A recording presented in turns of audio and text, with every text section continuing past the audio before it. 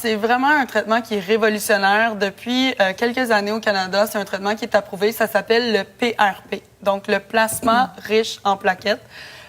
On l'appelle aux États-Unis parce qu'aux États-Unis, ils l'utilisent aussi au niveau de la peau. Le Vampire Facelift, on a entendu parler de ça. Oui. Le facelift vampire parce qu'on fait plein de petites injections de plasma, donc ça fait des petites gouttelettes de sang. Donc ils appellent ça comme ça. Ça fait un peu peur. Oui. C'est pas vrai qu'on sort plein de sang.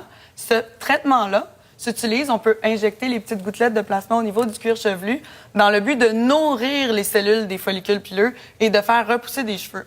Fait que je vais vous expliquer parce que ça a différentes étapes, c'est intéressant. Le plasma riche en plaquettes, on utilise votre propre plasma, donc votre propre sang. Donc, en clinique, ce qu'on fait, c'est qu'on fait une prise de sang à la patiente ou au patient. On récupère le sang dans un tube.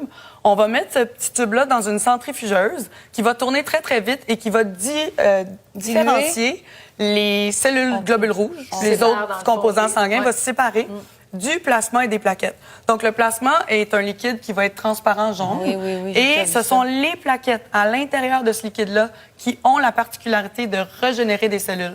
Donc, lorsqu'on prélève ce plasma-là et on le réinjecte au niveau du cuir chevelu, qu'est-ce qui va arriver?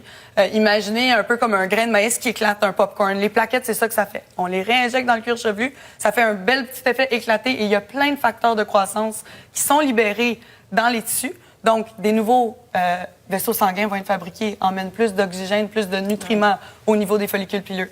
Il va y avoir du nouveau collagène qui est produit. Donc, moi, je compare ça un peu à mettre de l'engrais, si vous voulez.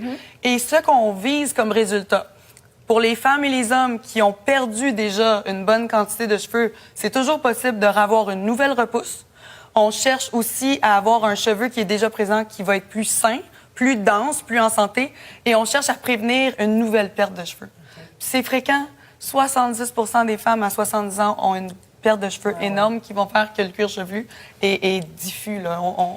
Mais les gens complètement chauves, là, ça fait-tu quelque chose? Donc, c'est sûr que c'est du cas par cas. Quelqu'un qui aura attendu trop longtemps, malheureusement, après peut-être 15 ou 20 ans on est sur le coco, comme on dit, là.